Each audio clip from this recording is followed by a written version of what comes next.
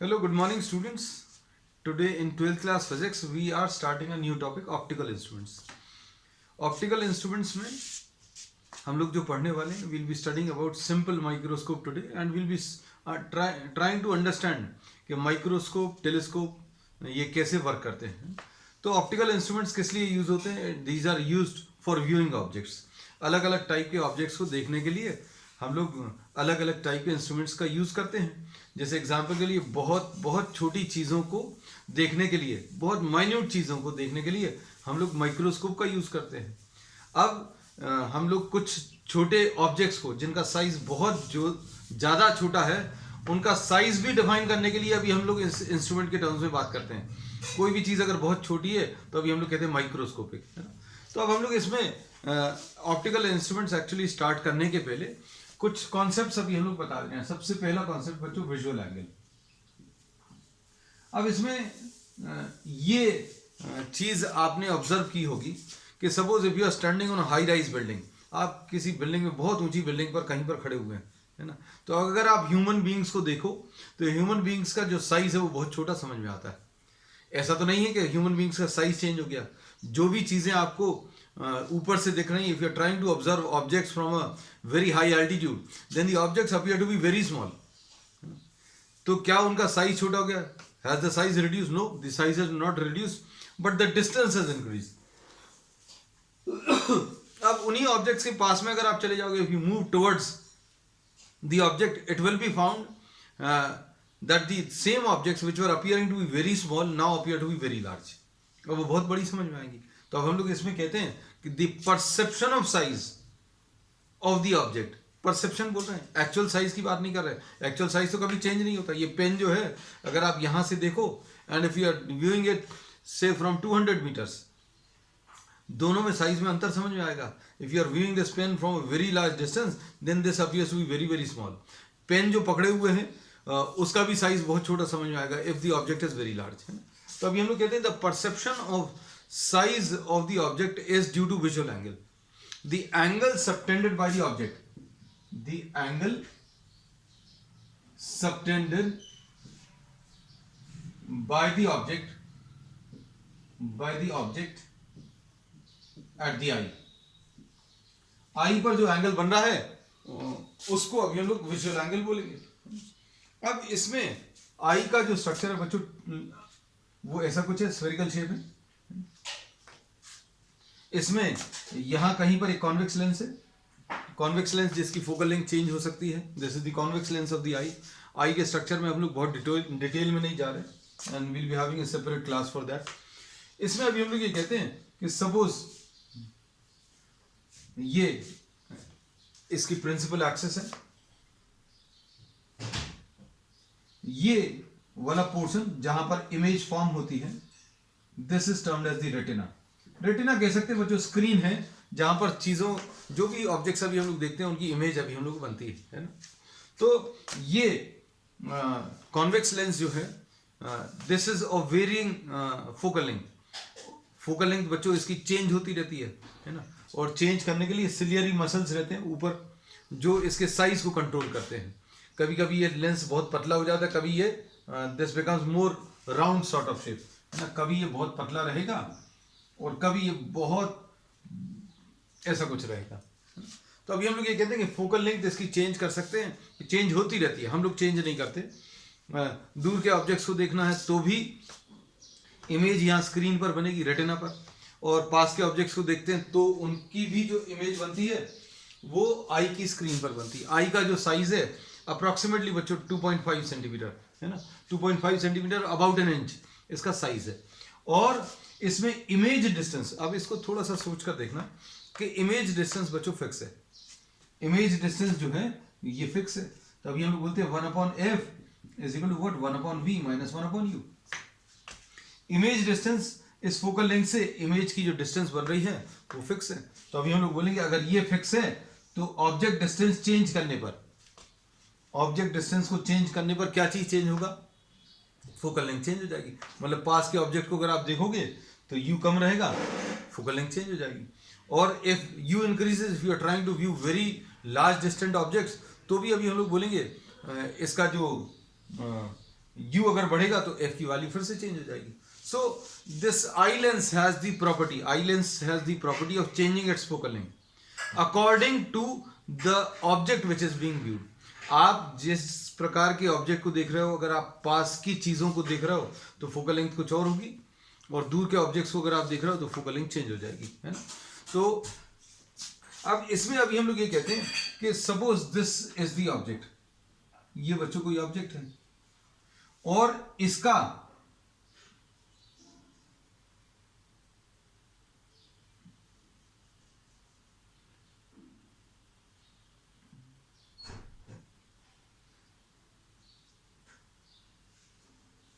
इसकी जो इमेज बन रही है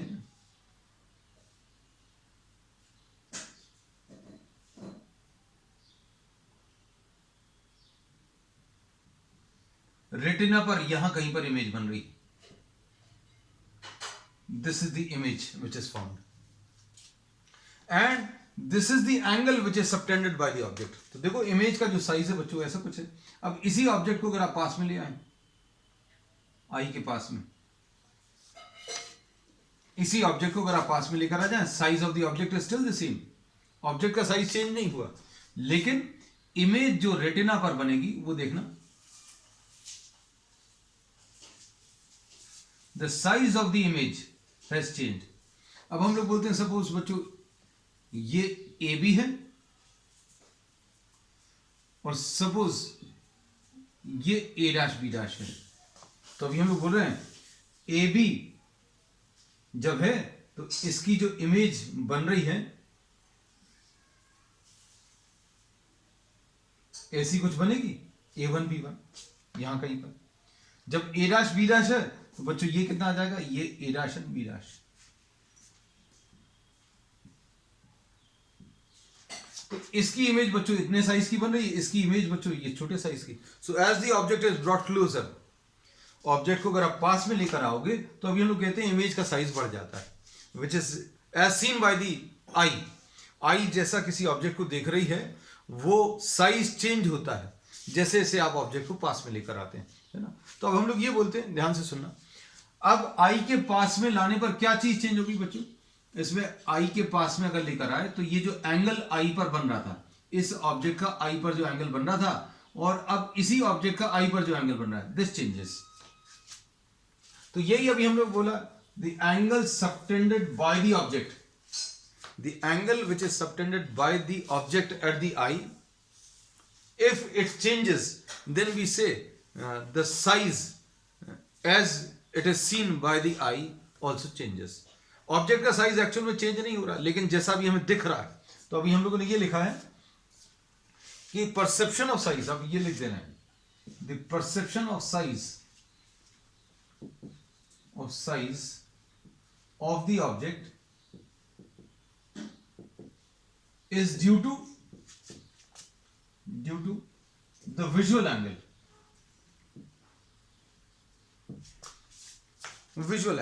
तो विजुअल एंगल की वजह से किसी ऑब्जेक्ट का साइज समझ में आता है. तो बहुत दूर रखा हुआ कोई ऑब्जेक्ट है तो बच्चों ये आई का स्ट्रक्चर अब हम लोग नहीं बनाएंगे, है ना. अब देखो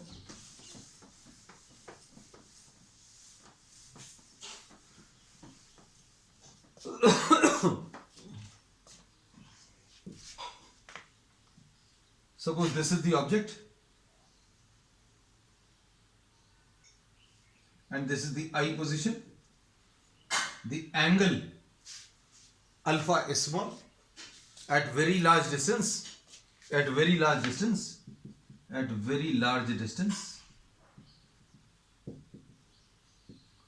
visual angle alpha is small. Alpha जो है बच्चों बहुत छोटा है. अब इसको पास में लेकर आ जाए, उसी साइज को देखना, ये इतने ही साइज का ऑब्जेक्ट अभी हम लोग यहां पर बना लें. तो अब क्या होगा, क्या ऑब्जेक्ट का साइज चेंज हो गया? नहीं, ऑब्जेक्ट का साइज चेंज नहीं हुआ, लेकिन आई पर ये जो एंगल बना रहा है वो चेंज हो गया. So at smaller distances the visual angle increases.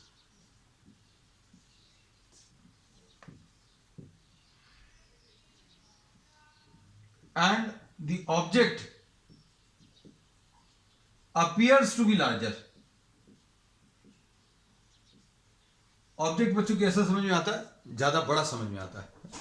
अब इसके बाद नेक्स्ट, ये तो चीज अभी हमने बता दी क्या कि विजुअल एंगल. तो ये बहुत इंपॉर्टेंट कॉन्सेप्ट है बच्चों ऑप्टिकल इंस्ट्रूमेंट्स को समझने के लिए.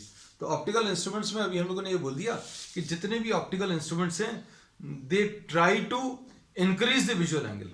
ये विजुअल एंगल बढ़ाने की कोशिश करते हैं, है ना. तो अभी हम लोग ये कहते हैं कि अगर आप माइक्रोस्कोप को देखो तो माइक्रोस्कोप में भी छोटा सा ऑब्जेक्ट है. The size of the object is very very small. अब हम लोग हाथ से भी नहीं बता सकते. कुछ चीजें ऐसी हैं you will not be able to see by unaided eye. मतलब आप कुछ इंस्ट्रूमेंट अगर नहीं लगाए हो तो हो सकता है वो आप ऑब्जेक्ट को देख ही नहीं पाओ, लेकिन माइक्रोस्कोप की मदद से देखने पर वो ऑब्जेक्ट्स बड़े समझ में आते हैं. तो उसमें क्या हुआ है, इमेज को थोड़ा सा मैग्नीफाई किया और आपने इमेज पास में बना ली. If you are viewing stars, तो स्टार्स को देखने के लिए अभी आप टेलीस्कोप का यूज करते हो. तो टेलीस्कोप का जो टेलीस्कोप से जो ऑब्जेक्ट्स अभी हम लोग देखते हैं वो एस्ट्रोनॉमिकल ऑब्जेक्ट्स हैं. एस्ट्रोनॉमिकल ऑब्जेक्ट्स मतलब स्टार्स को देख रहे हो, प्लैनेट्स को देख रहे हो, और उनका जो डिस्टेंस है वो बहुत ज्यादा है.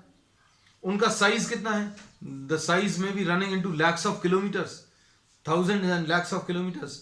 जो प्लैनेट्स हैं, स्टार्स हैं, उनके साइजेस बहुत बड़े हैं. लेकिन वो कैसे समझ में आते, they just appear as point objects. Reason क्या है, उनका जो विजुअल एंगल आई पर बन रहा है वो बहुत छोटा है. तो अब आप क्या करते हो, उसकी एक इमेज बना लेते हो. कहां पर बना लेते हो, वो जो बहुत दूर रखा हुआ ऑब्जेक्ट है उसकी आपने एक इमेज बना ली. कहां पर बना ली, आई के पास में बना ली. अब आई के पास में लाने पर क्या होगा, विजुअल एंगल इंक्रीज हो जाएगा. तो ऐसा लगता है अभी हमें जैसे ऑब्जेक्ट बड़ा हो गया. तो बेसिक कॉन्सेप्ट जो यूज होगा पूरे ऑप्टिकल इंस्ट्रूमेंट्स में वो ये कि विजुअल एंगल जो है वो ऑप्टिकल इंस्ट्रूमेंट इंक्रीज करेगा, है ना. सो all the optical instruments have a tendency to increase the visual angle, due to which it appears as if the size of the object has increased, है ना. तो पहली चीज ये है. अब फिर अगली चीज ये आती है कि भाई आप ऑब्जेक्ट को कितना पास तक ला सकते हो. जैसे सपोज फॉर एग्जांपल अभी हमें इस ऑब्जेक्ट को बड़ा देखना है, तो इस ऑब्जेक्ट को बड़ा देखने के लिए अभी हम लोग क्या कर रहे हैं, इसको पास में लेकर आते जा रहे हैं. अगर इसको पास में लेकर आते जाएंगे तो क्या होगा, अभी हम लोग इसका एंगल जो है वो बड़ा होता जाएगा and this will appear to be large. लेकिन एक मिनिमम डिस्टेंस है, एक डिस्टेंस है सॉरी, जिससे कम अभी आप अगर करोगे तो बड़ा होना तो ठीक है, इसमें विजन जो है ब्लर्ड हो जाएगा.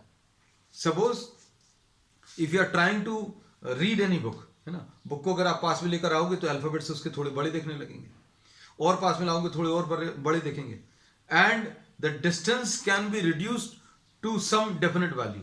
ये जो डिस्टेंस है आप अगर उससे कम करोगे तो विजन जो है स्ट्रेन्ड हो जाएगा, मतलब आंखों पर एक स्ट्रेस आएगा, है ना, एक स्ट्रेन आएगा. अभी हम लोग बोलेंगे and you will not be able to see the objects clearly, और अगर देखोगे भी तो आपको आंखों पे बहुत ज्यादा जोर पड़ने वाला है. तो अभी हम लोग ये कहते हैं this distance for a normal healthy I, for a normal healthy eye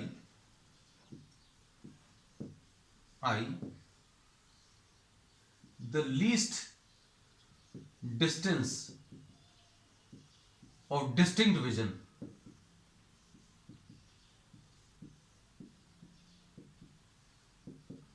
is 25 centimetre. अगर आप किसी ऑब्जेक्ट को पास में लेकर आ रहे हो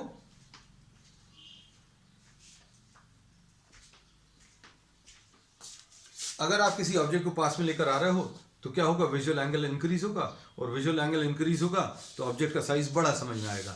लेकिन आप इसको if you are bringing it very near then what will happen, the vision will become blurred, है ना. तो अभी हम लोग बोलेंगे एक स्टेज के बाद दिखना कम हो जाएगा या दिखना ब्लर्ड हो जाएगा, है ना, vision will become blurred.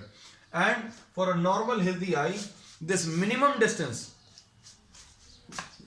the minimum distance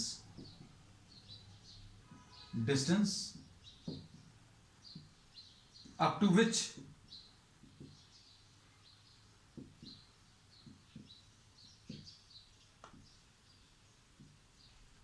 see clearly is the least distance of distant vision.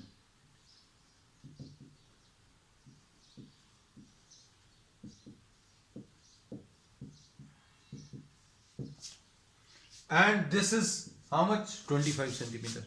तब ये तो पता चल गया कि ऑब्जेक्ट्स अभी हम लोग पास में ला सकते हैं, कितनी पास तक लेकर आ सकते हैं, कितनी पास तक ला सकते हैं। अभी हम लोग बोलेंगे कि ये 25 सेंटीमीटर से कम अगर अभी हम लोग लाएंगे तो विजन बहुत ज़्यादा क्लियर नहीं रहेगा, है ना। अब इसके बाद अब इसको कहाँ तक देख सकते हो, तो अभी हम लोग देखते हैं कि you are able to see objects at very large distances. मतलब अगर आप बहुत दूर कोई बिल्डिंग है, बहुत दूर कोई माउंटेन है, if you are seeing trying to see objects at very large distance, you are able to see. So we say that for a normal healthy eye the vision is from 25 centimeter to practically infinity। 25 centimetre से लेकर infinity तक की सारी चीजें अभी हम लोग अच्छे से दिखती हैं। ये पहला कॉन्सेप्ट है जो अभी हम लोग इसमें यूज करने वाले हैं। और अच्छे से एक और चीज सुनना कि भाई किसी ऑब्जेक्ट को बिना किसी इंस्ट्रूमेंट के अगर देखना है तो आपको उसको बड़ा करना है। Suppose if you are trying to increase the size of the object, अगर आप ऑब्जेक्ट का साइज इंक्रीज करने की कोशिश कर रहे हैं, if you are trying to increase the size of the object, then you can bring it to minimum distance और मैक्सिमम डिस्टेंस। आप मैक्सिमम कितना पास तक ला सकते हो, 25 सेंटीमीटर तक। अब हम लोगों ने ये बोला कि if you are trying to see this object clearly and in this effort you are trying to bring the object nearer, आप इस ऑब्जेक्ट को अच्छे से देखने के लिए पास में लेकर आ रहे हो, तो कितनी पास तक ला सकते हो, तो अभी हम लोग बोलेंगे 25 सेंटीमीटर तक ला सकते हो, है ना। तो अभी हम लोग ये बोलेंगे कि आई जो किसी ऑब्जेक्ट को देखेगी, आई किसी ऑब्जेक्ट को अगर देख रही है और उसका मैक्सिमम साइज देखना है तो कहां पर देख सकते हैं, when this is placed at 25 centimetre. 25 से कम करेंगे तो क्या होगा, विजन क्लियर नहीं रहेगा। 25 से ज्यादा अगर करेंगे, 25 सेंटीमीटर से ज्यादा दूर अगर ले जाएंगे तो क्या होगा, साइज डिक्रीज हो जाएगा। तो अब हम लोग ये बोल सकते हैं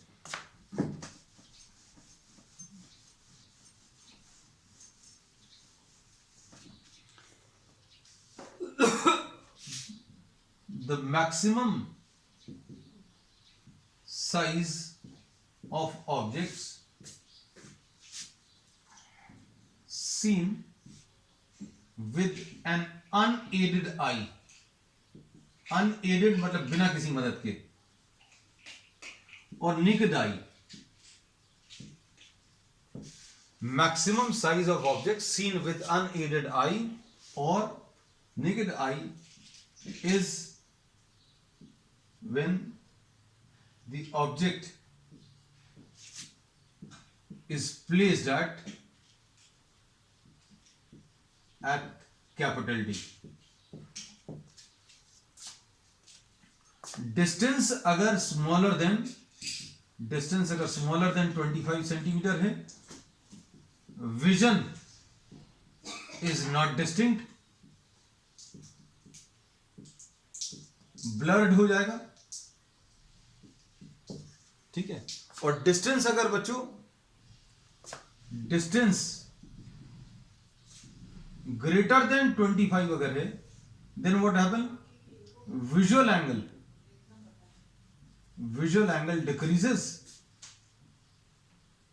decreases and the size also decreases। तो बिना किसी इंस्ट्रूमेंट के अगर ऑब्जेक्ट्स को अगर आपको देखना है, बिना किसी इंस्ट्रूमेंट के अगर ऑब्जेक्ट्स को देखना है और सबसे बड़ा देखना है, तो अभी आप क्या करोगे, अभी आप इसको 25 सेंटीमीटर पर रखने वाले हैं, है ना। तो ये चीज आप याद रखना, क्योंकि ये यूज होगा। अभी हम लोग ऑप्टिकल इंस्ट्रूमेंट्स कितना ऑब्जेक्ट्स को एक्चुअली मैग्नीफाई कर रहे हैं वो कैसे पता चलेगा, तो सबसे पहले तो ये पता होना चाहिए कि आई बिना किसी इंस्ट्रूमेंट के मैक्सिमम कितने साइज का देख सकता है, वो निकाल लो। तो वो किससे पता चलेगा बच्चों, ये पता चलेगा कि object is to be placed at a distance of 25 centimeter, है ना। अब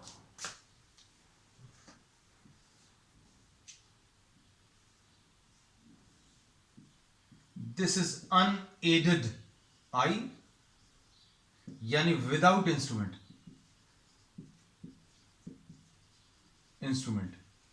और ऑब्जेक्ट कितनी दूर पर रखा हुआ है, d is equal to 25 centimeter. and here we say the object seen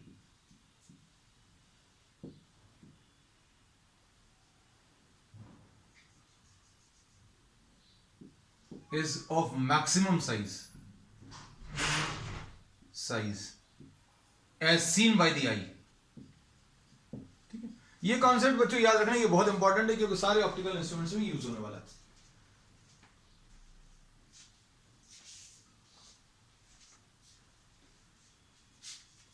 अब इसके बाद अगली चीज है, ये पहला कॉन्सेप्ट है जो यूज करेंगे. फिर दूसरा कॉन्सेप्ट विजुअल एंगल का कॉन्सेप्ट बच्चों बहुत डिटेल में अभी उन्होंने इसलिए डिस्कस किया क्योंकि ये बहुत ज़्यादा अच्छे से किताबों में नहीं दिया और कुछ किताबों में दिया भी है. तो अभी आप लोगों को जो चीज़ अभी उन्होंने बता दी है वो सारा जो बुक्स में दिया हुआ है उन सब का एक समरी टाइप की बता दी, जो भी अच्छी अच्छी चीज़ें पता चली. फिर उसके बाद विजुअल एंगल का कॉन्सेप्ट हो गया. फिर दूसरी चीज अभी हम लोगों ने बता दिया कि विजन जो है ह्यूमन आई का 25 सेंटीमीटर से इंफिनिटी तक है. ये बच्चों नियर पॉइंट कहलाता है और ये बच्चों फार पॉइंट कहलाता है. Near point is what the minimum distance point up to which the objects can be seen clearly. ये क्या कहलाएगा, ये नियर पॉइंट कहलाएगा. और far point the maximum distance up to which the objects can be seen clearly. Maximum distance जहां तक अभी आप ऑब्जेक्ट्स को क्लियरली देख सकते हैं उसको अभी हम लोग फार पॉइंट बोलते हैं. तो नियर पॉइंट 25 सेंटीमीटर है और फार पॉइंट इन्फिनिटी. तो दो चीजें अभी हमने आपको बता दी, एक तो विजुअल एंगल और least distance of distinct vision and the far point, near point and far point. अब इसके बाद नेक्स्ट जो अभी हम लोग ले रहे हैं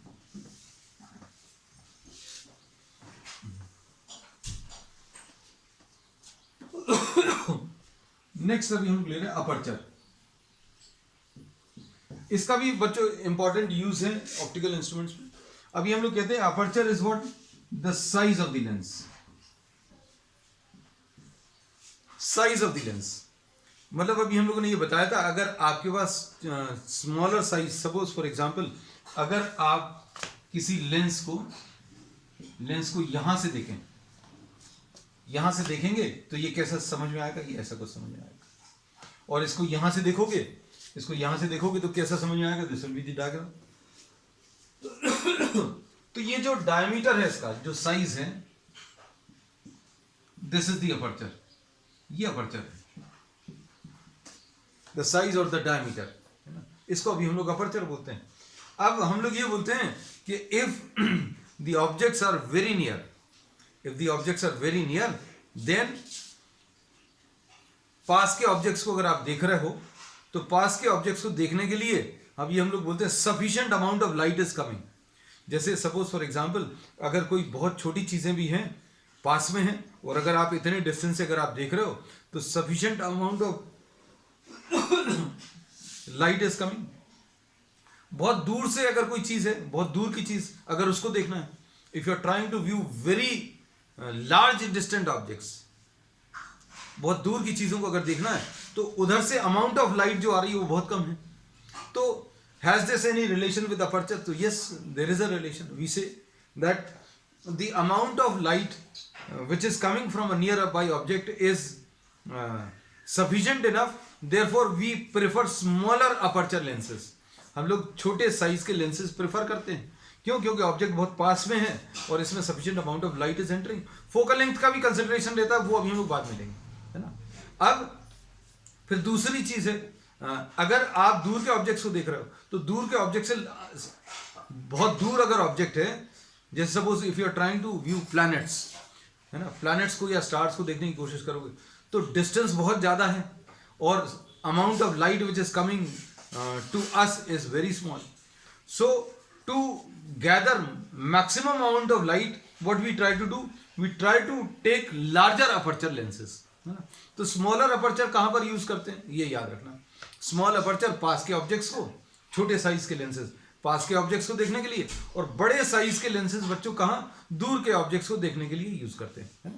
तो बस ये चीज याद रखना, अपर्चर का सिर्फ इतना सा डिस्कशन इसलिए जरूरी है क्योंकि ये कहीं पर भी बहुत ज्यादा किताबों में नहीं दिया है ना इसके बारे में, कि भाई बच्चों को बहुत ये कंफ्यूजन रहता है कि भाई ये डायग्राम माइक्रोस्कोप का है, दो लेंसेज है ना, यहाँ से यहाँ पर आई की पोजीशन है, और टेलीस्कोप का जो है वो ऐसा कुछ डायग्राम रहता है ना, तो यहाँ का लेंस बड़ा क्यों बनाते हैं, यहाँ पर छोटा क्यों बनाते हैं, तो इसका रीजन अभी हम लोग जब ये टॉपिक्स करेंगे तब क्लियर करेंगे। हमने सिर्फ अभी आपको ये बता दिया है कि aperture is what the size, है ना, और जितने भी अभी हम लोग ऑप्टिकल इंस्ट्रूमेंट्स पढ़ने वाले हैं उनमें दो दो लेंसेज के कॉम्बिनेशन है। जैसे माइक्रोस्कोप में बच्चों दो लेंसेज रहेंगे,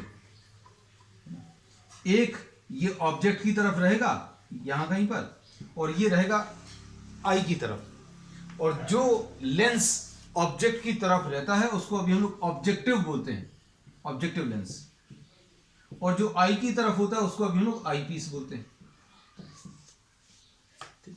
अब इसमें क्या बोलेंगे, अगर आप यहां पर एक ऑब्जेक्ट रखे हुए हैं तो ये ऑब्जेक्ट माइक्रोस्कोप में तो बहुत पास में होता है, ऑब्जेक्टिव जो ऑब्जेक्ट है माइक्रोस्कोप में अभी आप दूर की चीजें तो नहीं देखते हो, तो अभी हम लोग ये कहते हैं ये जो लेंस अभी हम लोग लेते हैं ये स्मॉल अपर्चर का लेते हैं, क्योंकि ये जो लेंस अभी हम लोग ले रहे हैं वो ऑब्जेक्ट के बहुत पास में, इसलिए we use what smaller aperture towards the object, क्योंकि उससे सफिशिएंट अमाउंट ऑफ लाइट आ रही है ना।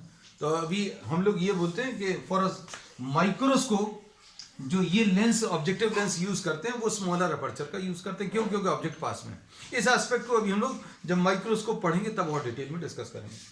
अब देखो ये डायग्राम, इसमें यहां की तरफ ऑब्जेक्ट है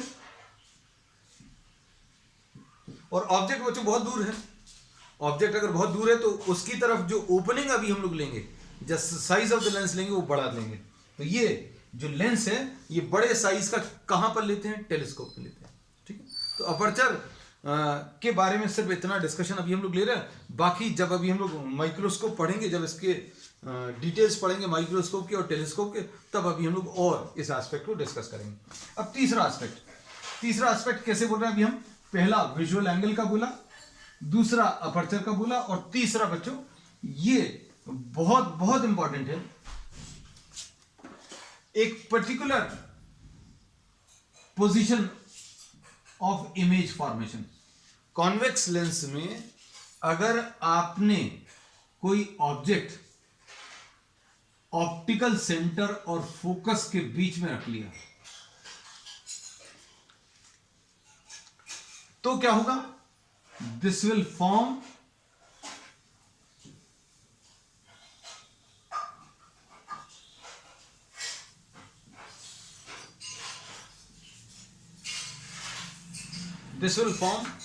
a erect, magnified and virtual image।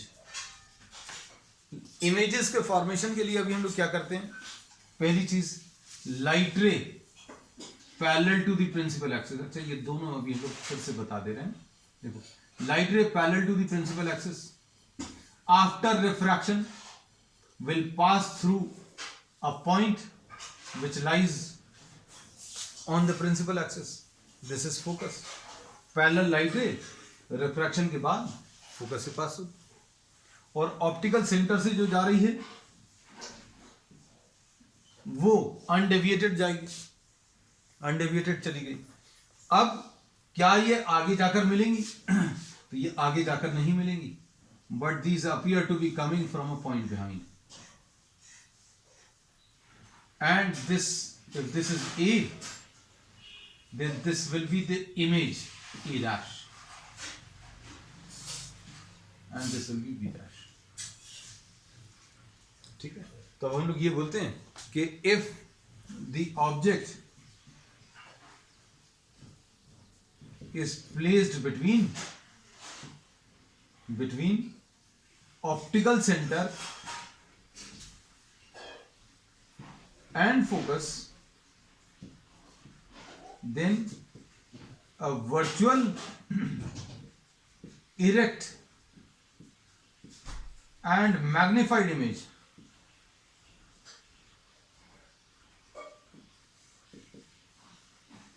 Is form. तो बच्चों ये एक कॉन्सेप्ट ऐसा है जो ऑप्टिकल इंस्ट्रूमेंट्स में सभी डायग्राम्स में आने वाला है, सभी इंस्ट्रूमेंट्स में। कंपाउंड माइक्रोस्कोप में तो आएगा ही, मतलब दो लेंसेज रहेंगे। पहला लेंस जो इमेज फॉर्म करेगा वो दूसरे लेंस के लिए ऑब्जेक्ट का काम करेगा।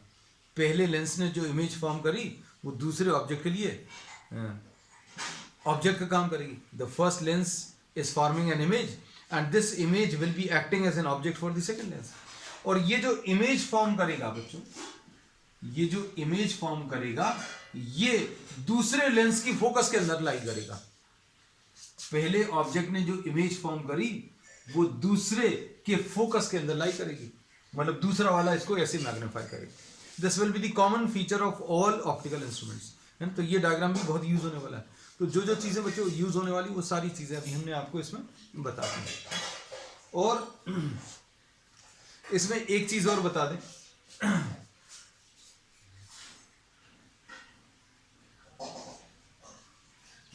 रिलैक्स्ड पोजीशन ऑफ द आई।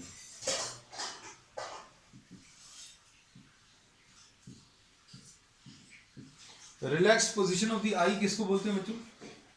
अभी आप अगर किसी चीज को इतनी पास में रखकर पढ़ रहे हो या नॉर्मली आप दूर की चीजों को देख रहे हो तो किसमें आईज जो हैं ज्यादा रिलैक्स होती हैं? Suppose you if you are watching TV देख रहे हो या मोबाइल फोन देख रहे हो या कॉपी और किताब देखने में तो वैसे ही बहुत ज्यादा स्ट्रेस आ जाता है ना।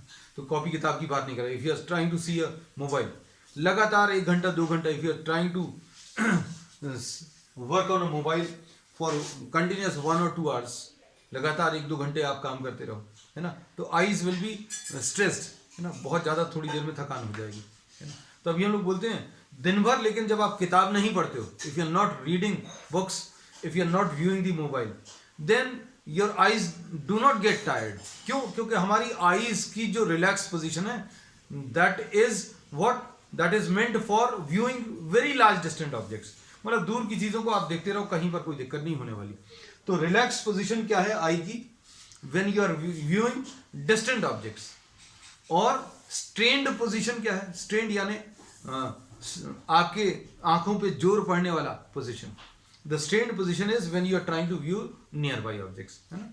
तो ये कुछ कॉन्सेप्ट से आज अभी मैं सिर्फ एक इंट्रोडक्शन भर दिया है जो ऑप्टिकल इंस्ट्रूमेंट, आज जितनी चीजें बताई बच्चों सारी चीजें अभी हम लोग यूज करेंगे। जितने भी ऑप्टिकल इंस्ट्रूमेंट्स पढ़ेंगे हम लोग सबसे पहले पढ़ने वाले हैं कल की क्लास में सिंपल माइक्रोस्कोप। अब सिंपल माइक्रोस्कोप पढ़ेंगे, फिर उसका कंपाउंड माइक्रोस्कोप पढ़ेंगे, उसका टेलीस्कोप पढ़ेंगे, है ना। सभी में ये सारी चीजें यूज होंगी। सबसे पहली चीज क्या पढ़ी हमने? Visual angle. विजुअल एंगल क्या है? It is the angle subtended by the object at the eye, पहली चीज। फिर उसके बाद अभी हमने पढ़ा least distance of distinct vision. Least distance of distinct vision क्या है?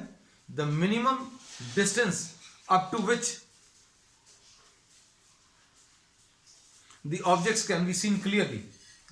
Minimum distance जहां तक ऑब्जेक्ट्स को आप पास में मतलब इजीली देख सकते हो विदाउट स्ट्रेन। मिनिमम डिस्टेंस कितना है? वो 25 सेंटीमीटर। दूसरी चीज ये यूज करी, है ना। फिर तीसरी चीज अभी हम लोगों ने aperture. Aperture is what? The size of the lens. तो साइज ऑफ द लेंस का क्या रिलेशन है? पास के ऑब्जेक्ट्स को अगर देखना है तो साइज छोटा रखना है, दूर के ऑब्जेक्ट्स को देखना है तो बड़ा, है ना। क्योंकि बहुत दूर अगर कोई ऑब्जेक्ट है तो उससे लाइट ज्यादा गैदर करने के लिए आपको साइज बड़ा करना पड़ेगा। फिर उसके बाद नेक्स्ट क्या है बच्चों?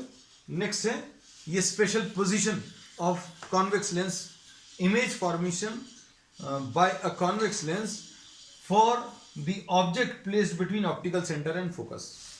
ये वाली पोजीशन बहुत इंपॉर्टेंट है। ये अभी हमने बोला जितने भी ऑप्टिकल इंस्ट्रूमेंट्स है सभी में यूज होने वाली है, देखिए, ठीक है। फिर अभी हमने बताया relaxed position of the eye. तो relaxed position of the eye क्या है?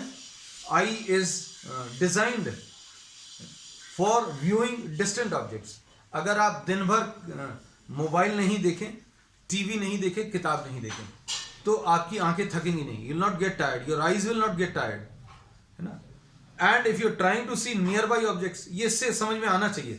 If you are trying to see your book continuously for 2 hours 3 hours, there will be some strain which will be generated, है।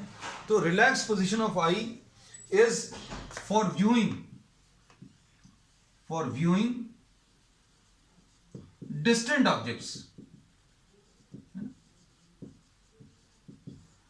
तो ये concepts अभी हम लोग ने आज पढ़ ली और इन्हीं सभी चीज़ों का यूज़ अभी हम लोग करने वाले हैं आगे की क्लासेस में, है ना। तो आज के लिए इतना ही। We will continue with optical instruments on the next one. That's all for today.